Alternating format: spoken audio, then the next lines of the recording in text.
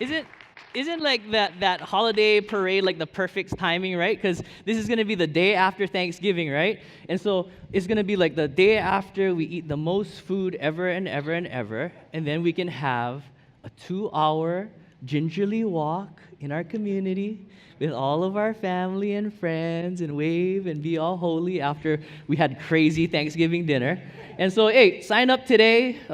If the incentive of losing some pounds is not enough, then maybe the incentive of a wonderful T-shirt. Chloe, why don't you come up here and model your T-shirt a little bit?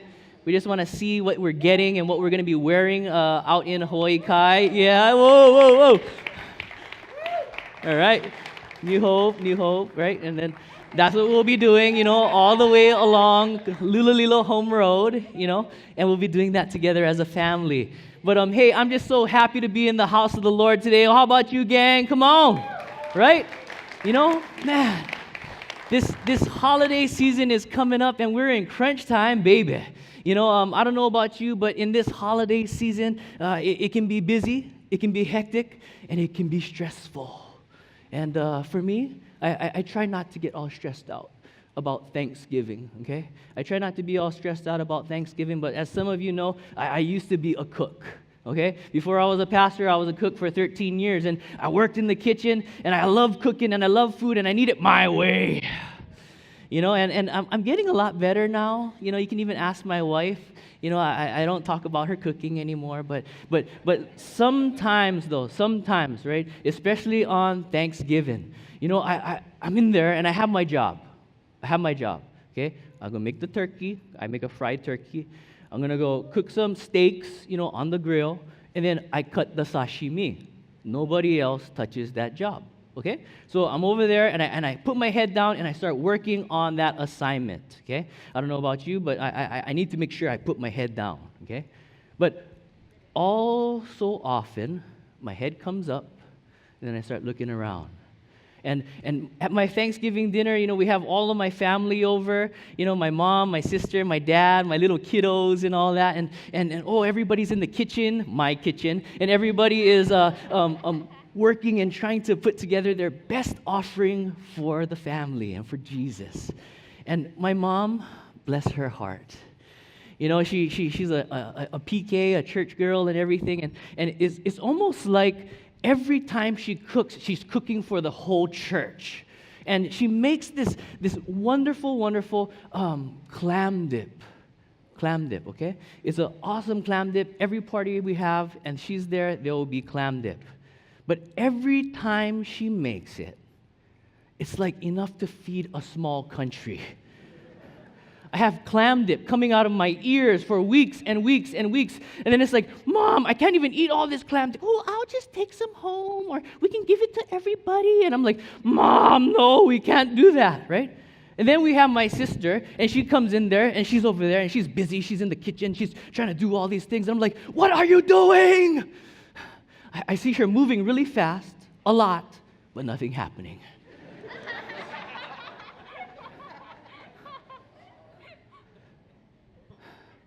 And then there's my wife, who is the most beautiful, most lovely, patient, wonderful woman in the whole entire world.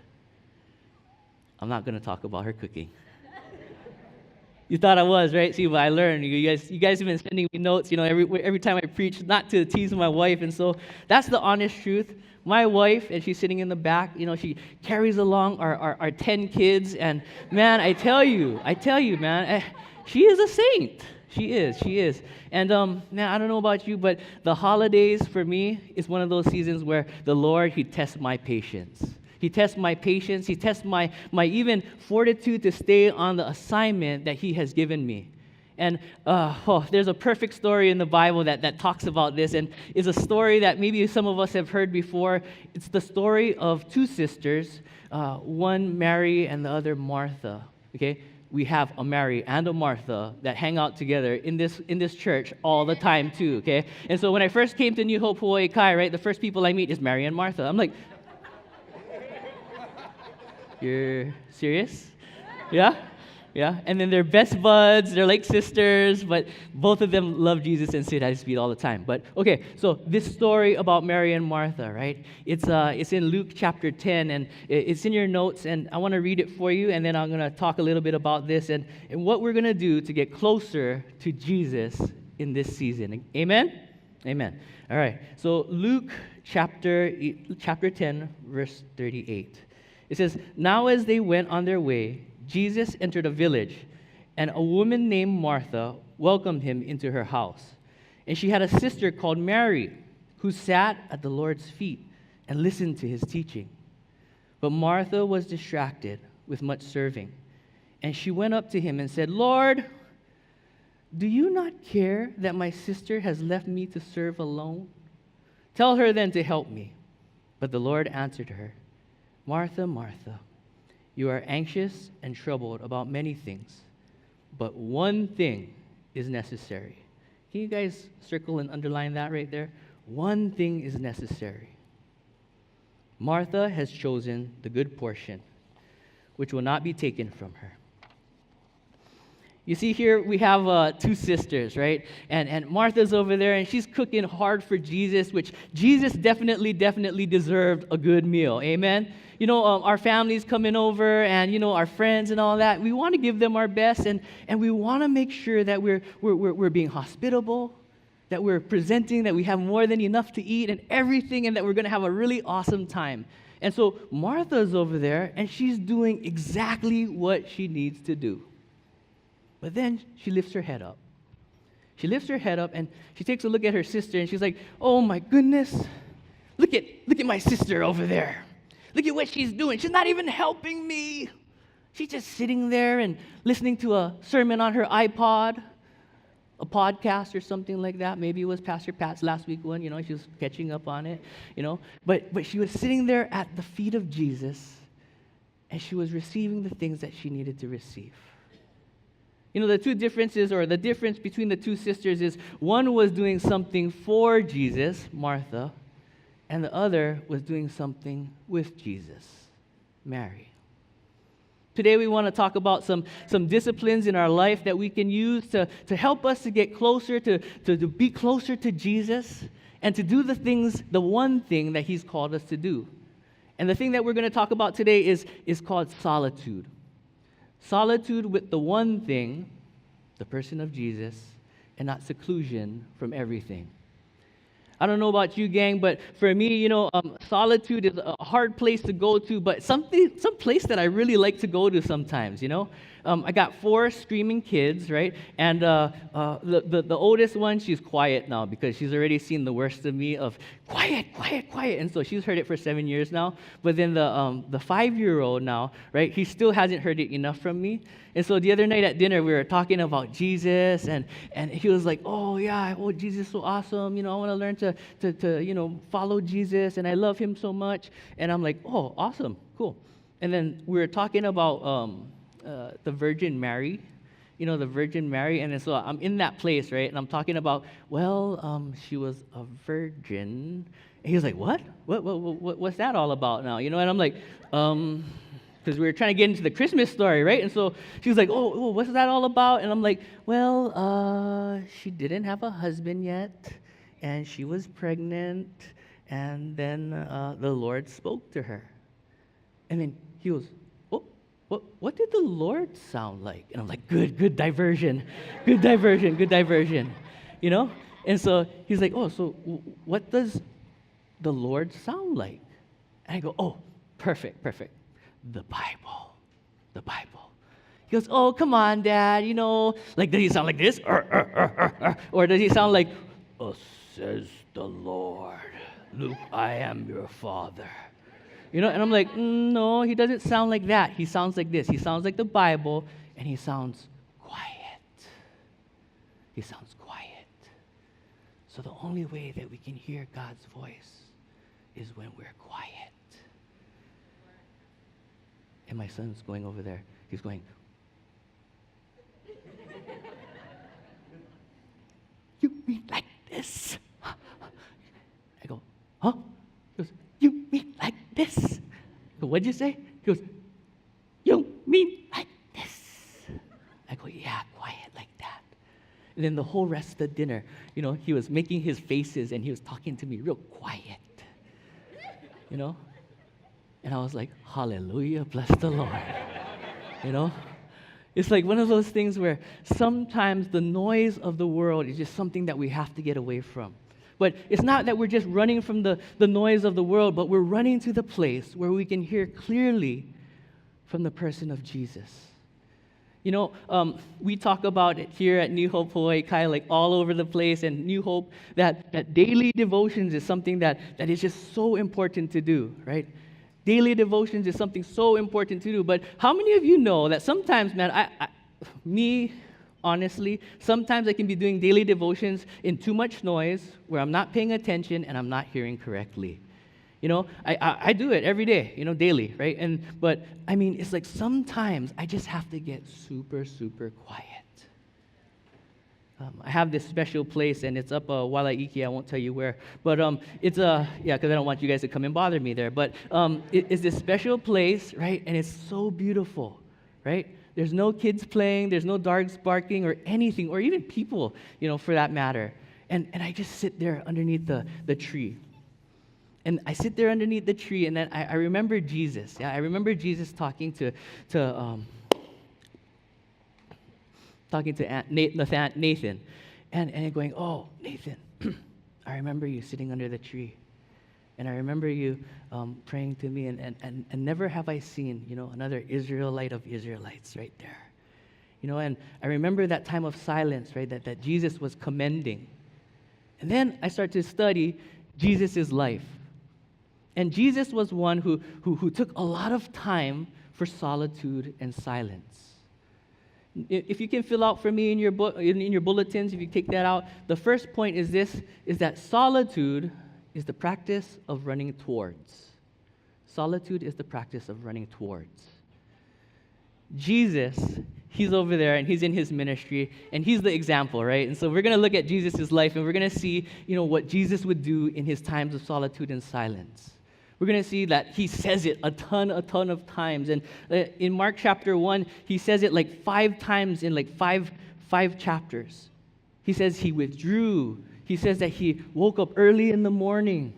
It says that he went to a quiet place so that he could hear from the Father. In this season of parenting, I can kind of relate to that, and not just parenting, but pastoring too, right? Because if you have like a ton of people, right, trying to get your attention, and a ton of people trying to, have their problems solved, questions answered, and just even be friends and relationship, then it can get busy and it can get noisy. And so I was up there the other day, in this place, this place up there, and I was sitting under the tree. I was sitting under the tree, and the Lord was over there, and he goes, oh, good to see you today, Jay. And I'm like, oh, yeah, it's good to see you today too, Dad. And just like within minutes, seconds even, the refilling of my heart just started to happen. It was so crazy. He started to affirm me, like within seconds now, He's affirming me, and he was even blessing me just for being there and taking a few moments to be still with him. I don't know about you, but sometimes, right? Sometimes it takes a little bit of time for us, right, to warm back up, especially if we haven't seen the Lord in a long time, or maybe if we haven't spent time with the Lord in a long time. It might take a little while to warm up, to actually get quiet and get to that place where we can hear his voice clearly. But it wasn't the case the other day. So I'm sitting there under the tree. He starts telling me hello and I love you. And just his presence, I didn't have to say anything. So solitude, right, is a container discipline, okay? It's a discipline that contains many other disciplines that will lead us to get closer to the Lord. And so the discipline that we're talking about right now is the one of silence, okay? Solitude and silence. So I'm sitting over there, and I just wanted to start talking to him, but the way that he was pouring out on me was just so amazing. He started to tell me about the plans and the future that he had. And then he started to talk about, the past, right, in which I've been healed and comforted from. That he's going to use me to heal and comfort those people that are going through it now. And I was like, oh, God, why do I get this? He goes, no, I just love being with you. How many of us know that we have a God that loves to sit and be with us? Yeah, it's amazing. Yeah, it's an awesome thing. Last night my wife, she came home, right, and she said, oh, I just had the best time ever. I'm like, oh, where'd you go, hon? She goes, I went to Ross's, and I didn't have the kids with me, and I shopped in silence. I'm like, wow, honey, really? You're that happy? She's like, I am, and I'm like, whoa, that's awesome. To just see what this thing of going to this place, right, can do for us, right? But more than that, right, it blesses God when we choose, right, when we make an intentional choice to go and be with Him. It's like when, your kid's out there, right, and you're fixing his bike, and he's like, oh my, Dad, how did you know how to fix that? You can fix anything, Daddy. You must be the smartest person in the whole entire world. And I'm like, yes, son, you're right. I am, and if there's anything else that is broken, just bring it to Daddy, and I can fix it for you.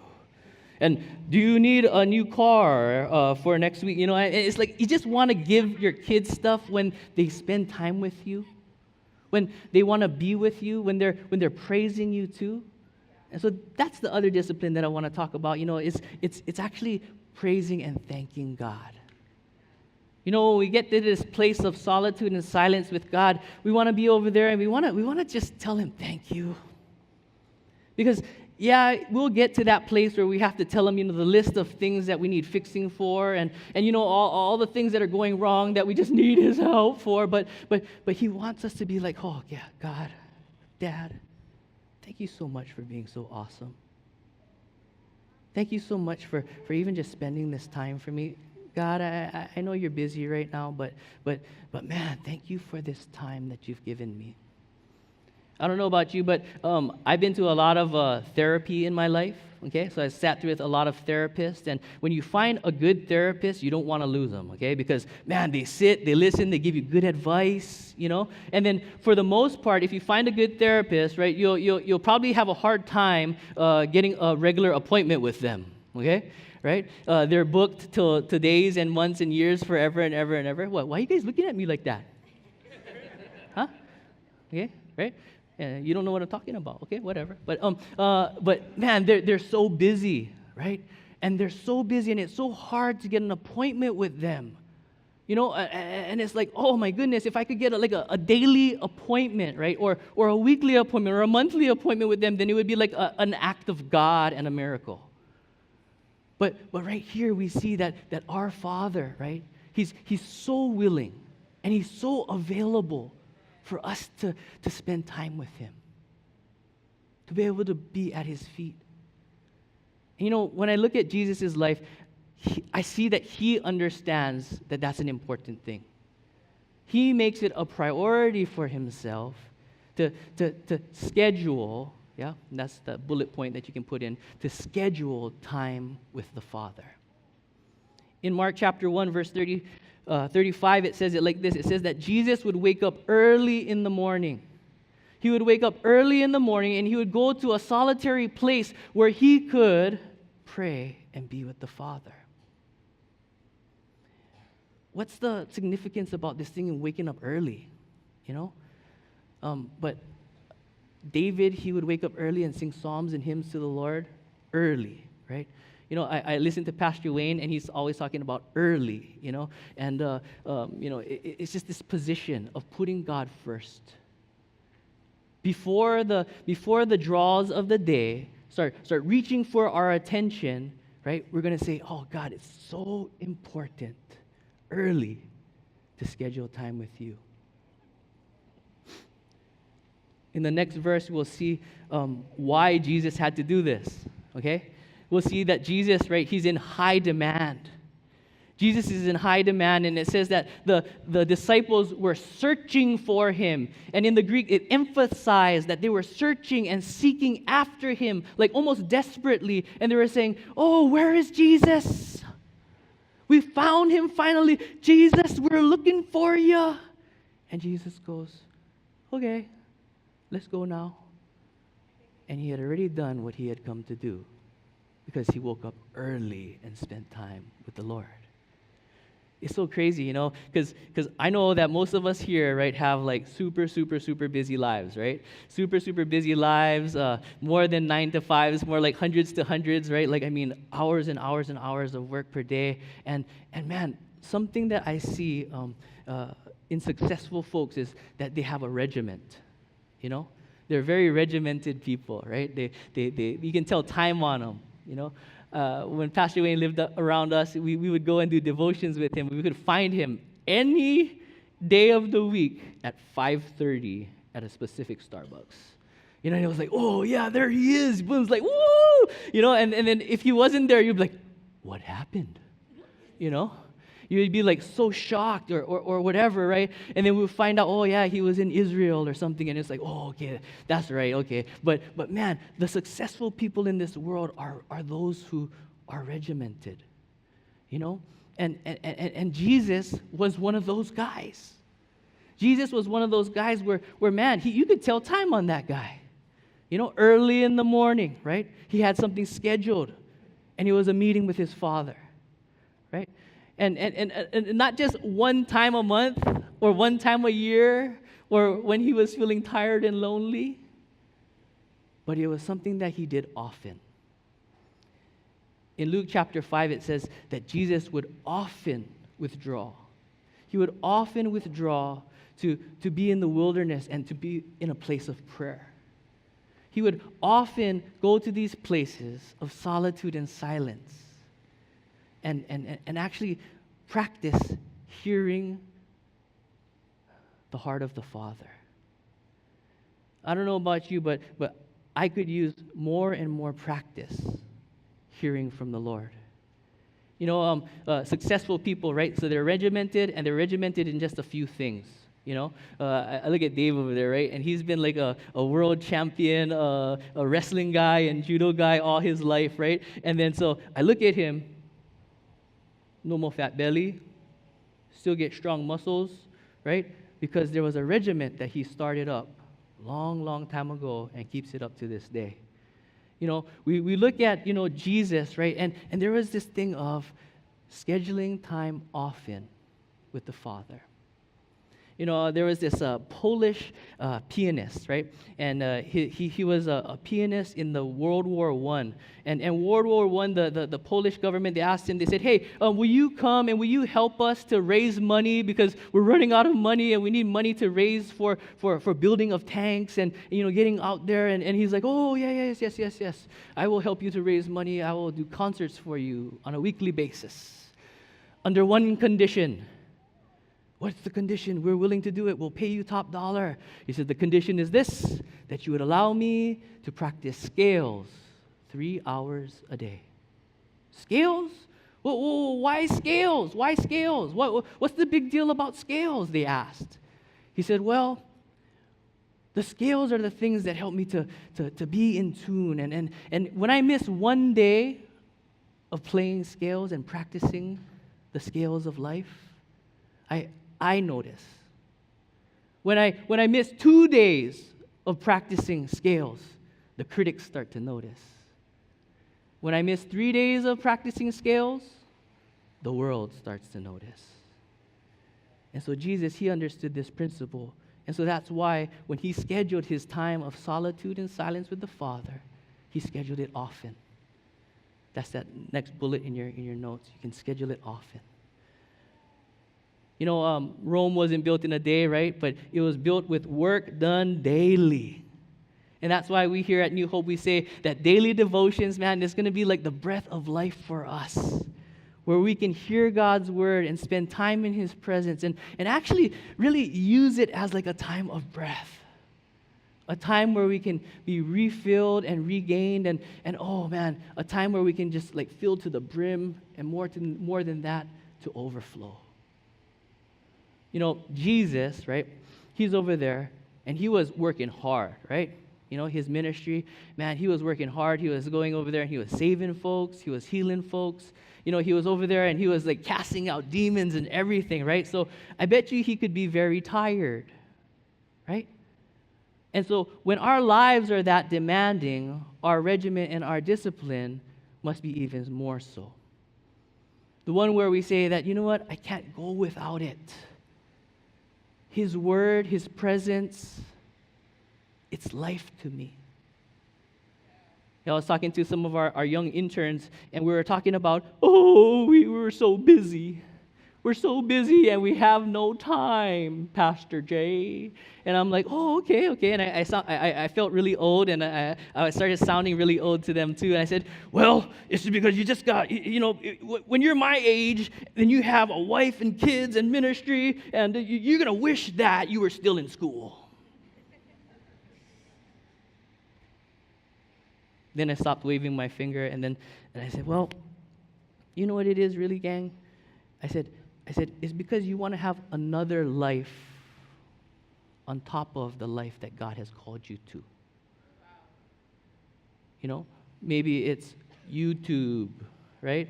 Instagram, Twitter, or something like that. Hanging out with the homies till late at night. I'm like, guys, wait, we can't do that. Because that's not the life that God has called us to.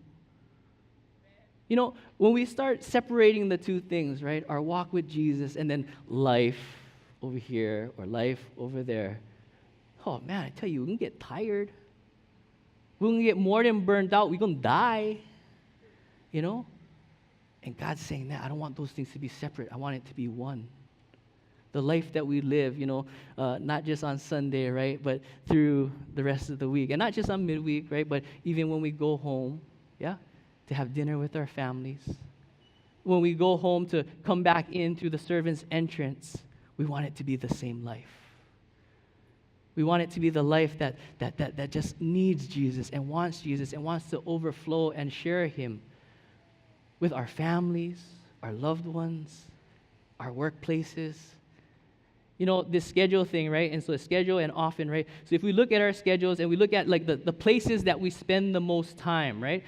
For the most of us, it'll be work, right? You know, we have that much hours of the day, right? But if we're living a separate life in our workplaces and on our day-to-days, then what? Then God gets our leftovers?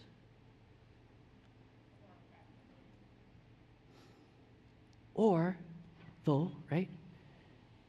If that's a part of life right there, right? When we're bearing the fruit of the Spirit and it's evident in the way that we're interacting with our one another's, our co-workers, our friends at work, you know? And if the way that our speech and our conduct, right, look like something that's like eternal or something like that, they're like, man, you know, every time I see Cameron at work, oh, man, that guy, he really, something different about that guy, yeah? Maybe he didn't preach a sermon to him that day, but maybe he just, you know, picked up a piece of rubbish and everybody saw it. Maybe he was kind, or maybe he was doing excellence, right, in the way that he was doing his job. And the world and the workplace started to notice this thing, and then all of a sudden it's like, wow, we've given God everything now. And then actually, we don't have to feel bad because we're not serving Levites on Saturday morning. Because we're serving all day, every day. You know, I love it. I love it, right? You know, in the Doing Church as a Team conference, right, where Pastor Wayne, he goes, well, how many full-time ministers we got in the house today, right? And so everybody who's a full-time minister, raise your hand, right? Okay, all right, one person, two persons. Okay, you guys haven't been to Doing Church as a Team. But actually, that's really, really, really, really wrong right there, right? Because not just the people who are paying on staff or the ministry leaders are full-time ministers, but each and every one of us here is a full-time minister, right? Disguised as a pharmacist, disguised as a car rental guy, disguised as whatever it may be, a teacher, a lawyer, a doctor, a construction worker, right? And because, right, it's the idea that, right, God wants to strategically place us out in this world to be his hands and feet, where we're not living double lives, but we're living one life, all devoted and focused for Jesus. Can I get an amen? Okay, so how many full-time ministers do we have in this house? Go ahead and lift your hand up. Come on. Oh, rebellion, rebellion, rebellion. That's why the Lord said, do not care about the look on their face, because they are a rebellious people. Oh, sorry. That's just for those who didn't raise their hands. Sorry, but hey, that was the word I got. But hey, it's serious, right? That we don't have enough time to live all these separate lives, right? We only have enough time to live this one life that God has given us. And that's why this thing of solitude and silence and refilling, right, is so important. Because all of us have demanding lives. God wouldn't have it any other way. All of us have this life, right, where we have to depend on God. What do you mean, right? What do I mean? Well, I've had conversations with God where it's like, well, I don't know, I can do this without you. Look, I just did it just now. And you never helped me. I never rely on you. I just did it. And he goes, well, Jay, there's lots of things that actually you can do without me, but nothing that you can do that has eternal value without me. Oh. I started getting a little tricky or smooth or tricky, or I don't know, learning about stuff. And then, I'm asking Pastor Carl, right, because he was in the banking world and everything. I'm like, oh, what about this investment, Pastor Carl? He goes, Jay, what is it for, and what kind of eternal value does it have? Every time I ask him that kind of question, He proposed, he throws that right back at me. I love it, right? When he listens to me for like 2 hours, asks me one question back, and I'm like, ugh, But really, right? I mean, what value does it have in heaven? Pastor Wayne in his office, there's a quote from John Wesley, and it says, I measure the quality and the value of things by how much value it carries in heaven. And I'm like, oh man, that's so important. And so myself and my family, we're trying to set goals, right? And it's like the first step in living this life, right? And it's the first step in actually carrying out some processes that we're doing. And we're looking at these goals, and we're trying to, make sure that they're not frivolous and all that. But I mean, it's a hard one, God wants us to enjoy his blessings. Don't get me wrong, okay? Absolutely, right? There's a rabbinic quote that says, that we'll be held to an account of the things that God gave us to enjoy that we didn't enjoy, okay? But this one right here, in kind of deciding and understanding what value does it hold in heaven, And so me and Ayako, we're praying, right, about, investing, or whatever, right, savings, killing debt and all that kind of stuff. And then the question always comes back, why, right? And then am I just condoning or am I just, making it sound holy, of what I'm doing? Or is it truly the thing that's waking me up with purpose? Purpose that's going to help me to get through these things. Purpose that's going to help me to actually live for Jesus and see eternity in my family, in my friends, and all over this community. And so those are things that we're thinking about right now. But really, I go to those places often with the Lord. I go to those places often with the Lord, and Jesus does it the best, right? Jesus does it the best. He understands the most, right? That he knows that he has to spend time with the Father, and so he does it. He's perfect, right? He does it, he's perfect, and boom, oh man, we're looking at the examples of how Jesus does it. But I don't know about you, but for me, honestly, sometimes it's not this perfect. Where I'm like, yes, I'm gonna run towards the one thing. I'm gonna always make sure that this is the thing on my calendar, on my schedule. You can tell time on me. I'm not always good at that. Anybody else? Come on, this is church. Be honest. All right, okay, good. I love you. God bless you. Oh yeah. By the way, how many of you guys are done with like your Thanksgiving dinner shopping? Right? No, none. Okay, good. All right, we're all in the same boat. But I was just hoping, because last week Pastor Pat was talking about controllers, and a lot of people raised their hands. So I'm thinking, yeah, they're done. They're done shopping for that. And then I was gonna think, oh, who's done shopping for Christmas gifts?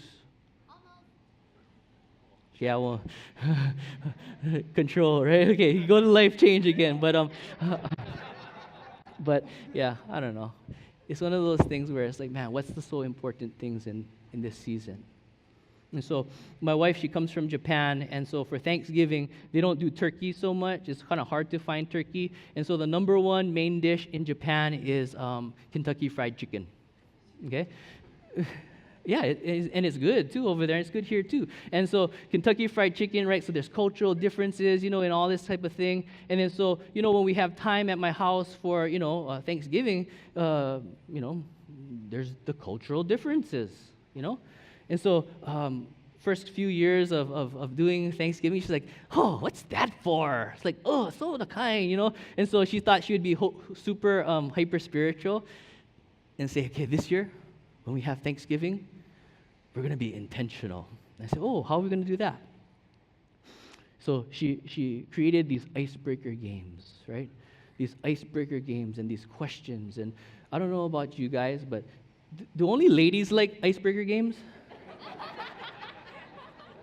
I swear, because I hate icebreaker games, man. Every time I have to do one, I'm like, oh, gosh, I'm going to use the bathroom. Right? And so we're doing these icebreaker games, and we start being intentional and asking questions about what we're thankful for, and how we can be a blessing and all that. And I'm like, oh, honey, you're so holy, And then we're over there, and my family, right? I mean, all my family, the heathens and all, right? They're all over there. Like, oh, we're thankful for this beer. Oh, and I'm like, oh, stop, And but really, right? What it did was it helped us to refocus, right? It helped us to refocus, yeah? Refocus, gang, right? It helped us to refocus back on the reason for the season, This season of thanks, this season of recognizing Jesus and actually being a blessing and a light out there in our community. And so, again, okay, holiday parade, right? Major opportunity for us as a family, yeah? As a church family, right, to go and bless this community, to go and like share the gospel in a creative way, right, that our community would be like, oh my goodness, I never know Carl goes to that church.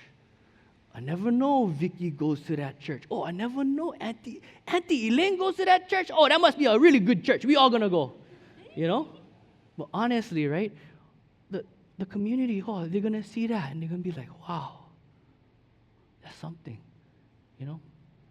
So make sure we think about holiday parade, okay? The last scripture I want to share is in Luke 22, verse 41, and this is like one of those scriptures where Jesus, right, he's about to get taken by the guards and everything, and he's about to get taken to his death. And so he's in the garden and he's praying, right? He's praying with his disciples, but he knows that he actually needs a time to get solitude and silence with his Father, okay? So he's over there and he's praying, and then he goes, hey guys, you know what? Just keep on praying and I'll be right back, okay?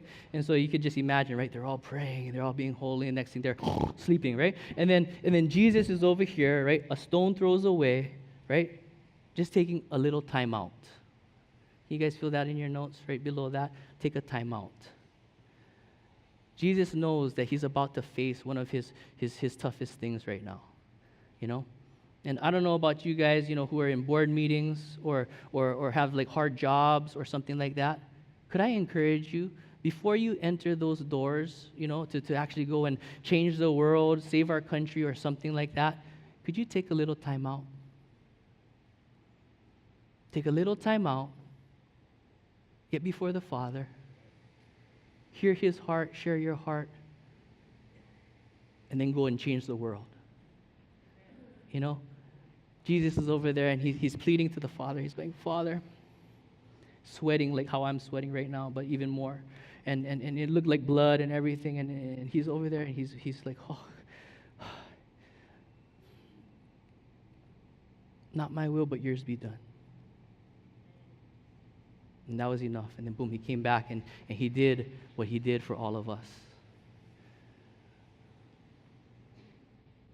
But not all of us can be like Jesus, right? Some of us look a little bit more like Peter. We look a little bit more like Peter where we're running from everything, right? Because everything is just too daunting and too much for us. It's like, oh, I just got to get out of here. I just got to be away from everybody. I don't want to see anybody. I don't want to answer my phone, that text message, that email, that hard conversation. And then we run for seclusion. Seclusion, number 2 in your notes is this. See, I only went to number 2. I'm a short and sweet guy. Seclusion is running away. Running away from everything. The cares of this world. And Peter over here in the courtyard, right? That scene where you see Peter and he had just vowed. He told Jesus, he goes, Jesus, I'll be with you to the death. I love you so much. I'm so committed to you, Jesus. I think I'm going to start doing daily devotions every day. I think I'm going to start serving Levites on Saturday mornings at 5:30. I'll even come back for breakdown. Jesus, you can count on me. And then Peter, right, he's in the courtyard, and Jesus tells him before that, he says, you know what, before the rooster crows 3 times, you're gonna deny me. He's like, no way, Jesus. And then we remember that scene, right, where first time they come up, hey, that's Peter. He's one of those guys who was with Jesus, and he's like, no, don't know what you're talking about. Nope. Then the other folks came over and they said, nope, I remember, that was Jesus. He goes, no, it wasn't me. Then the little girl comes up and says, oh, yeah, that definitely is one of the disciples right there. He goes, you don't know what you're talking about. You're crazy. And as he did it the 3rd time, the rooster crows. Jesus looks at him, and he remembers what Jesus had said. And he bitterly wept and ran away. Some of us, we might have, come to some hard situations in our lives, and we've chosen seclusion as opposed to solitude with the King of Kings and the Lord of Lords. But the good news for us, gang, is this. Even when we choose seclusion, running away from everything, God is not done pursuing you. God is not done pursuing you. Even when we're in the places of running away, God is chasing after us. He's pursuing after us. I want to take a short second right here, okay? And just kind of think about, in this life right now, are there some things that I'm running away from? I left a few empty bullets over there. Maybe it's a hard conversation. Maybe it's forgiving a friend, right? Or a family member or a loved one, right? Or maybe it's even answering a call that God has placed on your life. Let's take 5 seconds to just think about that.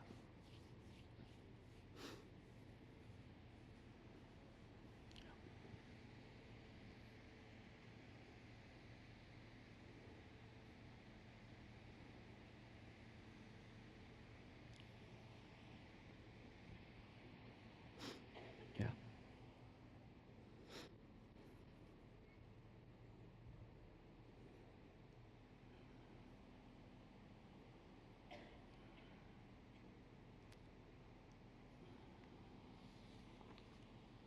I just want to close with this, and it's in John chapter 21, verse 15, and this is the reinstatement of Peter, you know. After he said all of those things, made all those vows, those commitments, and after he fell short and ran away, Jesus wasn't done with him yet. Peter he ran back to his old profession as a fisherman, you know. And he was over there, he's like, oh, well, shoot, I blew it. I'm done. That's it for me. But then Jesus, right, the heart that he has for us is like this. It's one where, well, he'll chase us down. He'll find us where we're hiding. And then he'll reveal himself to us. He'll reveal himself to us, and then he'll even woo us back. Like, come, let's go eat some fish, and let's go sit down, and let's talk story. He didn't browbeat him at that moment, but then he started talking, and he said, Peter, do you love me? He goes, Jesus, you know I love you. Then feed my sheep. Then Jesus again, he asked Peter, he says, Peter, do you love me? And Peter must have been feeling it. You know, he's like, oh man, yes, Jesus, I love you. Then tend to my lambs. And then Jesus asked the last time, he goes, Peter, do you love me? And this must have done something, because Peter's over there and he's like, Lord, you know everything. You know my heart. You know that I love you. And then he again reinstates him by saying, go and feed my sheep. Even when we're in the place of seclusion, even when we're hiding, even when we're running from God, Jesus is not done pursuing us.